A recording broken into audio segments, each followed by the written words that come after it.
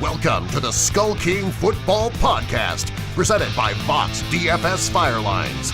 Now, here are your hosts, Justin and Ryan Skullroot. Hey, Skull King Nation. Thank you for tuning in to the Skull King Football Podcast. My name is Ryan Skullroot. I am your host, your CEO, your founder, and we have a really, really exciting episode for you today.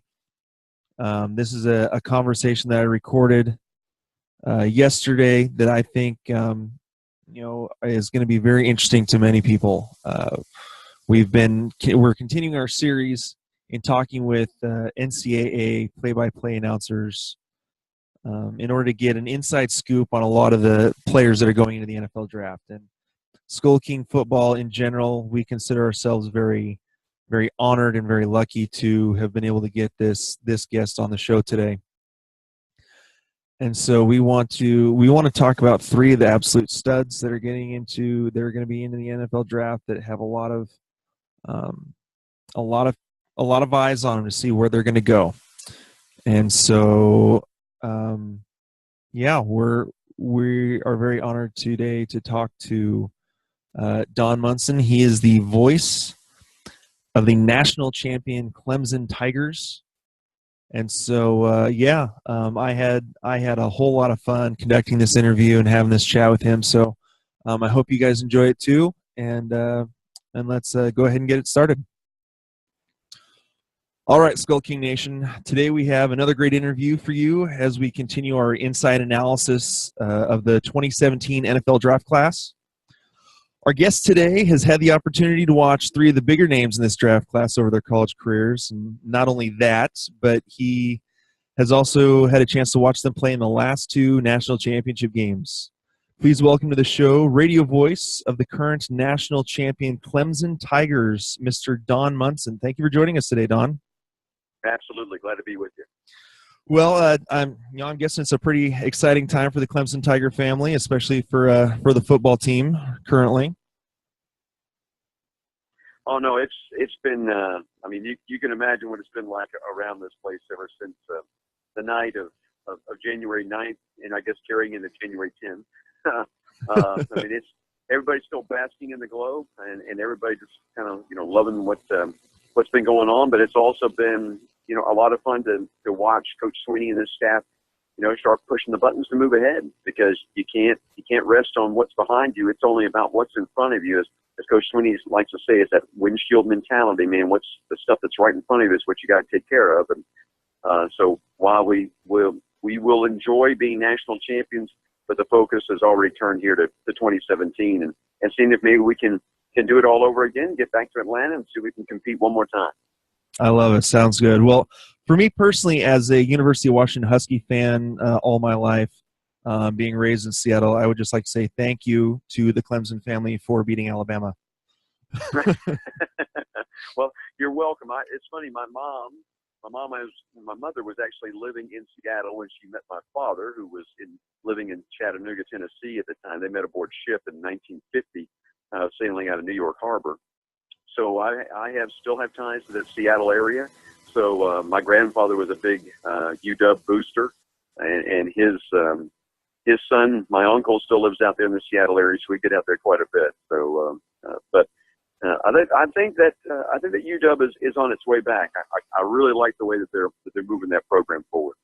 Yeah, it would be nice to see if we can get back to continuing the traditions that we had back during the Don James era. So the Don James era, yeah, that's a name that's kind of gone by. Probably a lot of, as you say that name, I bet you there's a lot of folks that are listening to this who have no idea who Don James is, and that's a little scary, because you need to do your research. You need to know your history of your football programs, and Don James was one of the all-time greats. Yeah, and even just a quick connection to that, Nick Saban was actually an assistant coach under Don James. Was it like Kansas State or wherever before Don James came to Washington, if I remember correctly? Now, I did not know that. So, okay, there you go. That's all part of the tree, though. I like it. So, alrighty. Well, why don't we talk a little Clemson football and get specifically into a few of these players? Why don't we just go ahead and start with with the star quarterback Deshaun Watson. Maybe just give maybe a little of what you've seen from him over the last few years and kind of how he's come along. Well, let's start with what has happened off the field. Obviously what has happened on the field, everybody pretty much knows about. But probably the most impressive thing that you can say about Deshaun Watson is that he is a guy that has always had kind of a vision for himself, a vision what he wanted to do at this program here at Clemson, and that carried over from his high school days at Gainesville in Georgia. But he came in here with he and his mom had a plan, and they've been able to execute that plan. He graduated in 2.5 years. All right, so he has a full degree, and he did that. He graduated last December, as a matter of fact. So he's one of 4 guys that's leaving a school early after a junior year and is going into the draft that has graduate degrees from Clemson. There's only 8 of them that are out there, and 4 of them are from Clemson. Wow. And his roommate, Artavis Scott, is the other one. Artavis was one of these guys. They both come into the program at the same time, and Artavis kind of, Deshaun was sharing his view and his vision, and Artavis said, well, by golly, if you're doing it, I'm going to do it. And so the 2 of them actually did it together as roommates. So I think that's where you start, and you just need to realize, how important that degree was to him, and then you start taking a look at what he has done as a leader in the quarterback room here, and then carrying that out to the practice field, and then obviously the game day situations. He is a unique individual, and whichever organization decides to draft him, forget what happens on the field. Automatically, they're going to become better because what he is going to be able to do for that organization, they're in-house and in public relations and that kind of stuff. And he's one. The term 1 in a million, but he is exactly that. Just a very, very impressive young man. Awesome. Well, since we are a fantasy football podcast, we like to get into the stats. No, I think that's honestly, and I think that actually goes into a bit of how things could play out for him once he's drafted, and depending on the team that he gets on. Showing that drive and that leadership capability, I think, is only a plus when you're when you're taking in the whole package and considering even how he may end up on the playing on the field. So no, I think knowing the background, knowing the off the field stuff is just as important as what's going on the field. Oh, I would totally agree with you. I mean, I would wholeheartedly agree with you from that standpoint. All right. Well, it's from just kind of some of the basic stats. He's listed at 6'3". Well, I've seen a couple different things: 6'3", 215, and I've seen 6'3", 220. And this past year, he had 67% completion percentage, threw for almost 4,600 yards, 41 TDs, and 17 interceptions. Throwing the ball all over the place this past year. And even just kind of looking at some of his game tape and watching some of his combine highlights. I mean, his combine was extremely impressive, hitting all the throws. If it wasn't right in the receiver's hands, it was at least in an area that made it easy for the wide receiver to catch the ball. I mean, his accuracy was really, really impressive at the combine. Well, he throws, as they say, he throws a very catchable ball. And you'll hear all the receivers, I think, talk about that. But you just go back and for fantasy guys, it's all about the numbers, and it's all about the touchdowns that they can put up, the yards that they're going to throw. But the great thing about Deshaun is that he does it not only with his arms, but he can also do it with his legs. Obviously, here in 2016, this past year, he didn't run the ball near as much as he did the year before, but he's always going to be presenting that threat. And he is a guy that once he gets inside the 20-yard line, if defenses break down, then he can turn it with his wheels and turn it up towards the end zone. And more often than not, he can figure out a way to get to the end zone. He's 6'2.5". He weighed in, I think, at 215 pounds is what all the numbers that I have here on my desk in front of him. And so, the other thing that you need to realize as a young 20-something kid that by the time that he gets to 25, 26, he's going to mature even more. So my guess is that probably before it's all said and done, he'll end up playing in the league at 225, somewhere in that range, 225, 228. Then it just depends upon where he's drafted.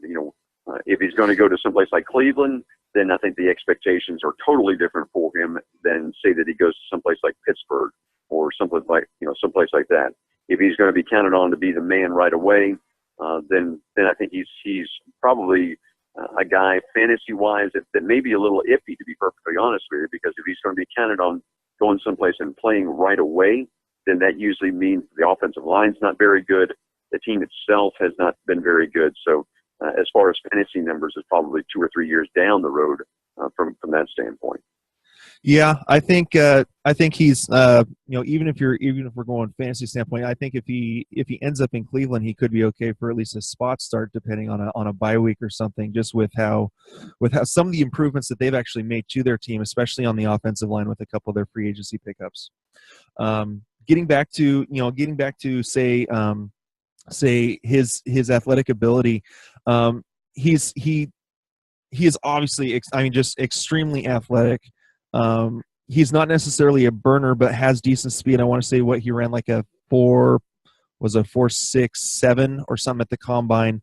Very mobile. One thing I noticed that because of his size, I almost feel like he tries to take on a couple hits here and there, just if he feels like he can get the extra yardage, which he may want to protect himself a little bit more once he gets into the NFL, and I'm sure the coaches will be telling him that too. Oh, I think that's totally different in college than it is once you get to the National Football League. I think he'll be looking to avoid the contact much more once he gets to the National Football League. You're dealing with different beasts on that side of things. Yeah, the one hit that he took, was it in the third quarter of the national championship game this year, reminded me a lot of the John Elway hit in the Super Bowl back in the mid '90s. The helicopter hit. But no, again, going back to his game tape, I went back and rewatched his game tape in this last national championship game against Alabama. Like you were saying, his accuracy, throwing a very catchable ball, whether it was right on or not, the receivers were able to, if they got their hands on the ball, they caught it. And I think that really, again, as you said, being able to throw a catchable ball, I think that'll, with the talent that's in the NFL with wide receivers, is only going to be, like you said, a major plus for him. So, going on, he has a lot of toughness and grit. We talked about him taking on some hits here in college, these last couple of years in college. And even as you're talking about his off the field stuff, with working on getting his degree, graduating 2.5 years. Again, I think that's something that teams are really going to look for, that toughness and that dedication to getting the job done. I think that only bodes well for him going into the NFL draft. Oh, I think he's going to interview unbelievably well. I talked with him after the pro day here, and I know that he's already got about 7 or 8 clubs that he's scheduled to go talk with. I think it's starting next week. He'll be on the road and knocking all those things out over about a 2.5 week period, something like that, prior to the draft. But once you get him into a room and set him down, and then really start talking with him, I think that's where he's really going to shine. And he's going to be unbelievable in the interview, and I think that's going to even cause some other teams to really kind of maybe do some rethinking about him, about where they have him on the draft board, on their respective draft boards, and maybe do you see teams maybe trying to trade up to get him? But he'll be more than impressive once you get him in a one-on-one, because that's the way that he's just always been. I mean, and then the other intangible about him is that the kid just wins. I mean, he just knows how to win, and he has extreme confidence in himself. He was 32-3 as a starter here at Clemson. And you go back and you look at at the teams that he beat during his tenure here at Clemson. I mean, he's knocked off the best of the best, and not just at, we're talking about all-time programs that he's been able to do that too. So and he's going to be he's the best quarterback in the draft. And again, I realize that I look at it through orange-colored glasses and all that, but I just can't imagine that there's a better quarterback in this draft than Deshaun Watson. And if somebody passes on him and takes somebody else, they're gonna rue that day. I'm just telling you, they've made a mistake, and they're gonna know that pretty quickly. Yeah, I think with how you've described Deshaun so far, I think it kind of reminds me of, again, being from Seattle. Russell Wilson was quoted as saying, whichever team drafts me, I'm going to make the other 31 teams pay for it. Oh yeah, and believe me, I saw Russell play when he was at NC State, and I never will figure out why NC State let him go, and then he ends up playing obviously his final year at Wisconsin. Because they had Glenn in mind, Russell Wilson, and at that time Russell Wilson was playing baseball, wasn't there in spring football. That didn't sit well with Tom O'Brien, the head coach then at NC State. And so O'Brien made his decision with who to go with. And, obviously O'Brien is no longer at NC State. And I think that's one of those decisions right there that probably if Tom O'Brien had to make all over again, that maybe he would choose wisely and do differently. All righty. Well, I think we've set a pretty good basis for who Deshaun Watson is and what he's going to be capable of. I look forward to seeing where he's going to go on day one of the draft. Let's go ahead and move on to Deshaun's number one target, Mike Williams. Just looking at Mike Williams physically, he is a beast. Was it 6? Again, looking at, I see if I didn't get his actual, what his actual weigh-in numbers and everything were, but I've seen him listed in two different spots again, 6'3", 225 and 6'4", 218.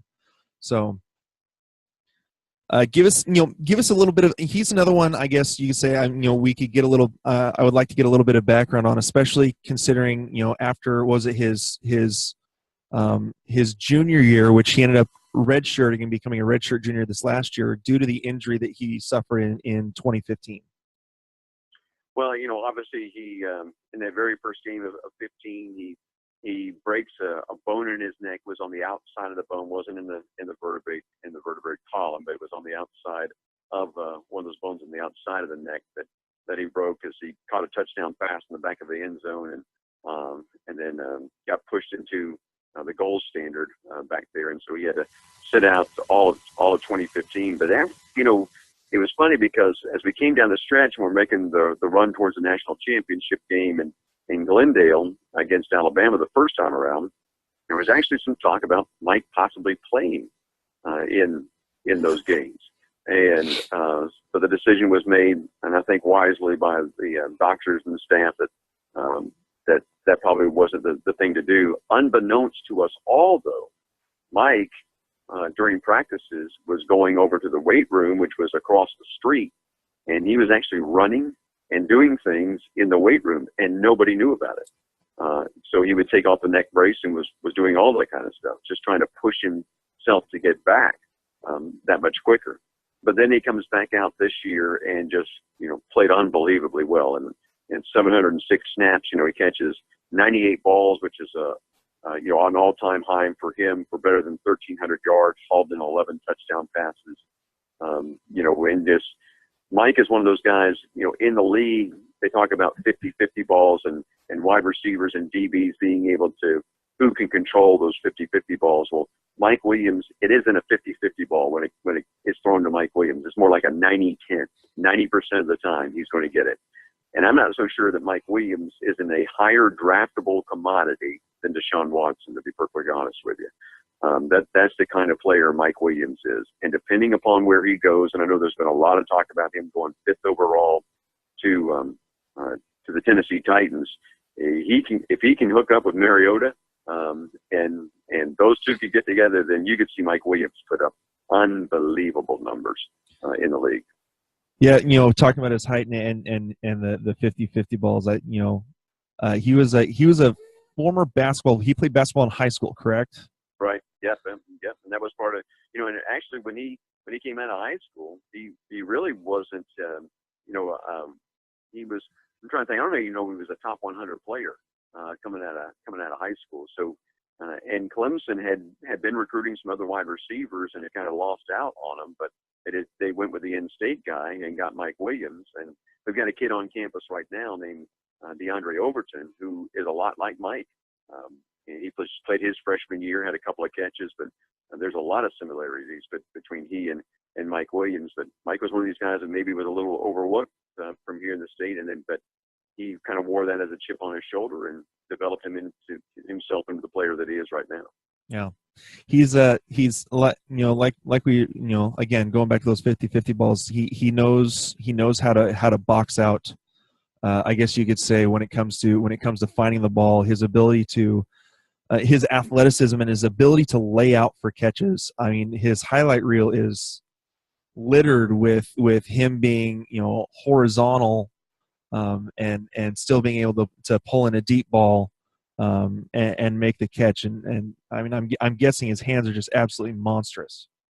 Yeah, he's he's a pretty big fella, and you watch what he does. He works a lot on one-handed drills with the jugs gun when they zip the balls at him, and he's become kind of a master of that. But again, all you got to go do is just go back and watch the Alabama game, particularly there in the fourth quarter, where Deshaun can just throw it in the general vicinity of it, and watch him go and get passes, and he's doing that against NFL corners and safeties. I mean, those guys that are in that defensive backfield for Alabama are going to be littered all over the league, and so you just got to go look at that and see what Mike Williams does. Just that one game, and the film is enough to tell you everything about Mike Williams. That's all. You forget about the intangibles. Just go watch the film. But again, Mike is one of these guys, graduate, so he's already got his degree. As he comes out early, and he's a complete package at wide receiver. He is just a well-mannered young man, kind of soft-spoken, but a great leader. Just a really, really good leader. Again, we're talking with Don Munson, voice of the Clemson Tigers. And on Mike Williams, I think the thing, you said, you talked about his ability to go find the ball and get it. I think that what really is going to help him with, or what's really going to be the thing that I think stands out, is his ability to catch the back shoulder pass, which is going to be huge in the NFL game. When a quarterback is reading how the defender is on him, and and where they're going to put the pass, his ability to again go and find the ball and get to it, and using his body, like we said, with his basketball background, to box out and make sure that he's really the only one who's going to be able to come down with the ball is, the tape speaks volumes for what he can do. Well, if you want to see the art of the back shoulder catch, go back and watch the first game of the year against Auburn. He was unbelievable in that game. I think he had 18 receptions against Auburn, and I bet you 6 to 8 of those were back shoulder throws, and they just couldn't stop him. I mean, Auburn decided they were going to play him one-on-one, and that was a huge mistake. And Deshaun and Mike just kept carving up that secondary. So it takes obviously a quarterback to throw that ball, but it also takes a wide receiver to realize what's going on and where the ball should be. And just go back and watch that Auburn game. You'll see all of that you want, and then some. I think my favorite quote that I've seen about Mike Williams was from Coach Swinney, and it was if they have him covered one-on-one, he's open. That's exactly right. If they have 2 defenders on him, they need to be close. Well, you can't cover him. At least in the collegiate game, you couldn't cover him one-on-one. Alabama tried that in the last drive, and it cost them. They even have him double covered there. The play before it ended everything. had him double covered and had to interfere with him just to catch him, to keep him from catching the football. And that quote from Coach Swinney, I think, is very, very applicable. All right, so let's go ahead, and we've got one more person we want to talk about, the running back Wayne Gallman, who I think, personally, I think gets a little lost with everyone talking about Deshaun and Mike. 6 foot 215 is what are the official stats that I have on him. Tell me a little bit about the running back who again, it seems to get a little bit lost behind the other two players who everyone's thinking are going to be possibly top 10 picks. Sure, he's another one of the juniors that's coming out early, that's already graduated, already has his degree, coming out of school. So Wayne was a guy coming out of high school that really played more linebacker than he did running back. He did play some running back coming out of high school, but so what he's been able to do in the transference is take that linebacker mentality to running back. And he's a guy that as the game goes along, he just seems to get stronger and stronger. And maybe it's because defenses are breaking down and getting weaker and weaker from having hit him. He's a guy that has big play capability. He's not a great speed guy. But there's just not that many times, I think, in the National Football League where you see a running back just break out and be able to take it the distance. Those guys are pretty special. But I think that Wayne is a guy that when he comes into the league is going to just be one of those durable kind of backs. I think that he can be a 80 to 100 yard per game type of back, depending upon how many carries that they give him. That can go back again to that Auburn game where he had the most carries in his career in a single game.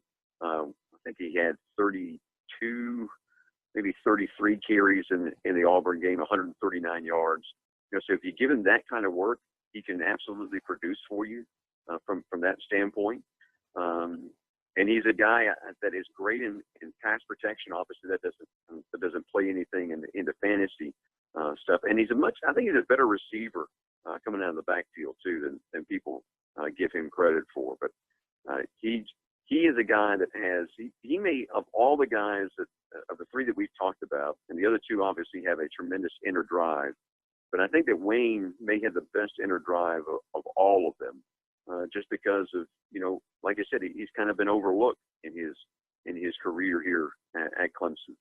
Was probably a much more integral part of the offense last year than he was this year, where he had over 1,500 yards, averaged better than 5 yards a carry. I think it was 5.4 yards per carry.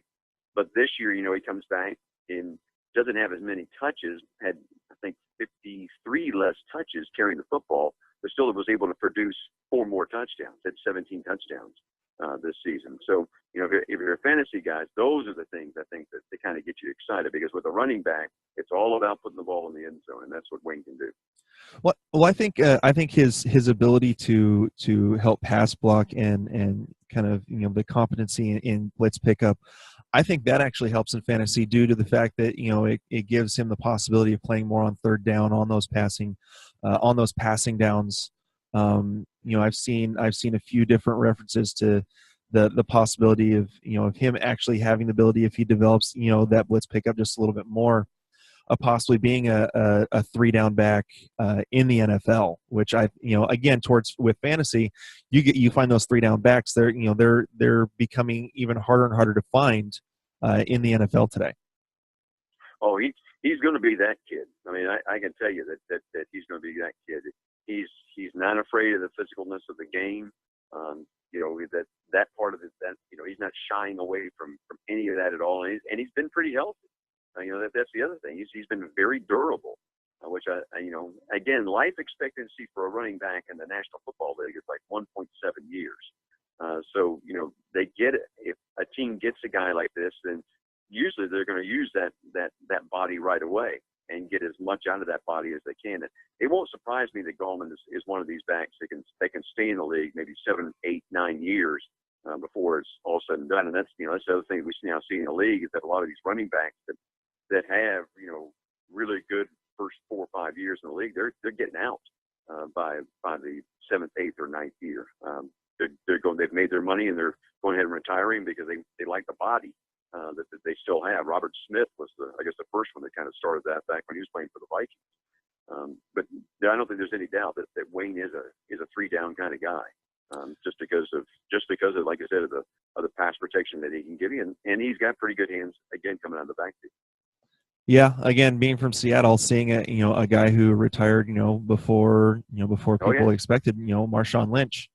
And with the rumors of him possibly coming out of retirement, again, that running backs take such a brutal beating throughout their careers, and especially you've got a guy like Wayne who plays hard, and from again on the game tape, I saw one scouting report where it says he uses his shoulders as weapons as he runs up the middle.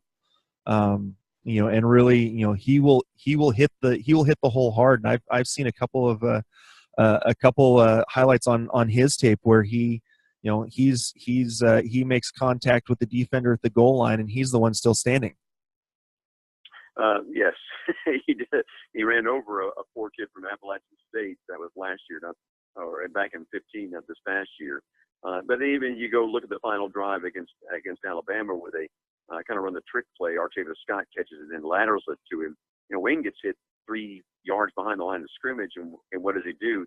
He takes on that tackler, lowers the boom on the tackler, bounces off of him, and then all of a sudden turns it into a pickup of 6.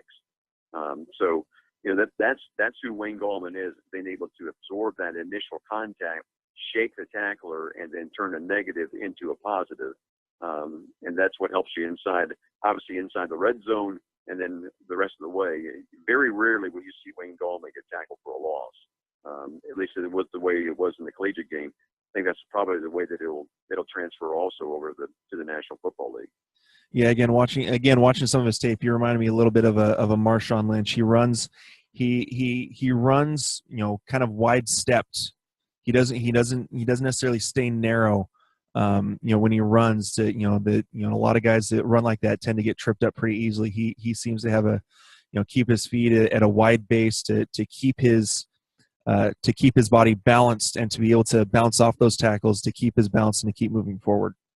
Yeah, he's pretty good between the tackles, and I think he's much better than people expect getting to the edge as well. There's that burst of speed that he has there where he can take it to the edge and turn the corner. As Mike Mayock was overly stating about just about everyone in the combine, he's quicker than he is fast. Oh yeah, and I think that's true. I think that's the difference in this game. I think is that you have some guys that are just field fast as opposed to being time fast, and I think that's a big part, and those are the players that you're kind of looking for. All righty. Well, that pretty much covers it for the 3 guys we want to talk about today. Again, Don, we want to thank you, Don Munson, the radio voice of the national champion Clemson Tigers. Again, we want to thank you from the Skull King Nation for appearing on our show today. It really was, honestly, this was a whole lot of fun for me, not only to be able to really dig into the tape and everything on these 3 players, but being able to talk to you and get more of an inside scoop. And if there's a few more players coming out next year, we'd love to do this again and have a chat about those players next year. Yeah, you'll have a few more coming out of Clemson, believe me, over the next several years. I always tell everybody for this Clemson program, this isn't 15 minutes of fame for this program. This what Coach Sweeney and his staff have done here. It's built for sustainability, and there are some exciting and electric players that are going to come out of this program offensively and defensively. So next year's maybe more on the defensive side than it is on the offensive side. Although maybe Deon Cain could be a guy, a wide receiver that could come out that we could possibly talk about next time around. But you're going to see a lot of kids now coming out of Clemson that are going to start filling up the rosters of NFL teams. Yeah, Deon Cain's tape is pretty impressive as well. he's another one of those beasts. And then there's some really good young talent on this team that not many people know about right now, just because of the Mike Williams, the Artavis Scott, the Jordan Leggett's, the Wayne Gallmans, the Deshaun Watson. Those guys have been the torch carriers so far. But Clemson doesn't rebuild, that they're about to reload, and you're going to see some pretty explosive weapons again on the field here come the 2017 football season. All right, sounds good. Well, again, thank you for being willing to come on our show and giving us a few minutes of your time to talk some Clemson Tiger football. Sounds good. Thanks for having me. All right, not a problem. Hey, Skull King Nation, thank you for listening to the Skull King Football Podcast. Did you like this episode? If so, be sure to go to iTunes, Stitcher, Google Play, and YouTube to subscribe. Also, please leave us a rating and reviews to let us know how we can better help you rule your leagues.